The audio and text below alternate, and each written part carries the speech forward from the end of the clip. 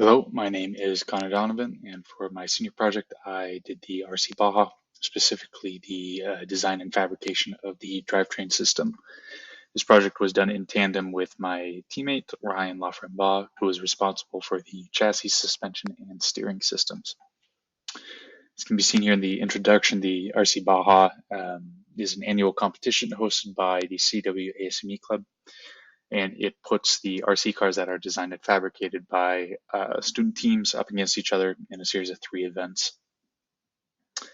Like I said, I am responsible for the drivetrain, and as such, I determined that the 2 most important requirements for that vehicle pertain to the maximum speed and maximum acceleration of the vehicle. Through some research, I determined that 20 miles per hour as a maximum speed and a maximum acceleration of 5 feet per second squared would be competitive against the other teams.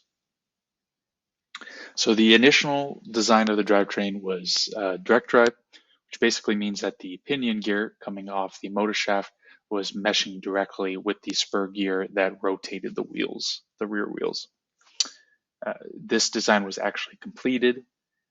We put the vehicle down, and it actually did not have enough torque to rotate the wheels from a stop.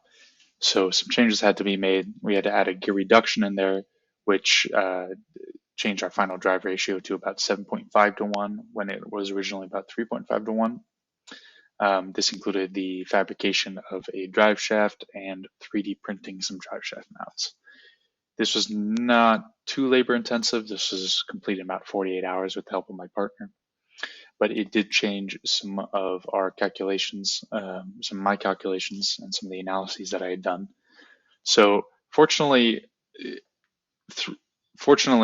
even with the changes, the math basically pointed towards us still being able to achieve 20 miles per hour, which was the very minimum requirement for the maximum speed.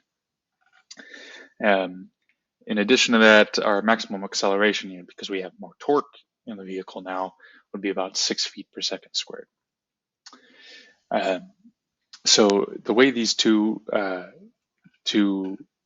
requirements were tested was that we did it through apps on a phone. So a speedometer app was downloaded. It was securely fastened to the chassis of the vehicle, and then we drove the vehicle at maximum speed for about a distance of 100 feet. In each of the 3 trials, we achieved a maximum speed of 19 to 20 miles per hour, which points towards the fact that both our minimum requirement was met and it matched up perfectly with the predicted value. For the maximum acceleration, an app was also used for that. Again, the phone was securely fastened to the chassis. And it basically logs the acceleration over the time that the app is running. And looking through the log, each of those 3 trials, we achieved a acceleration of about 6.88 to 7 feet per second squared, which again matches almost perfectly up with the performance prediction and also exceeds the minimum requirement of 5 feet per second squared. If the engineering team were to approach this project again, we would probably attempt to use more durable materials and have much tighter tolerances, especially on the drivetrain system. We had a lot of issues with components breaking, even with very minor collisions, or driving through bark dust, for example, that snapped a control arm.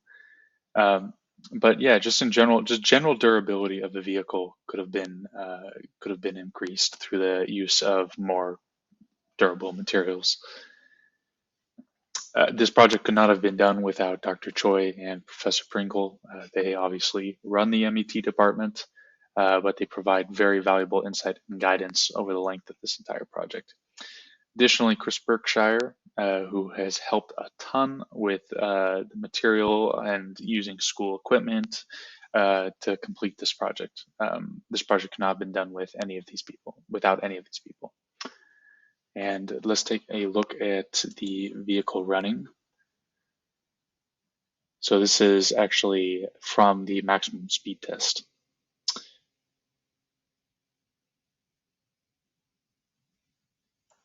All right, and that's it. Thank you for watching.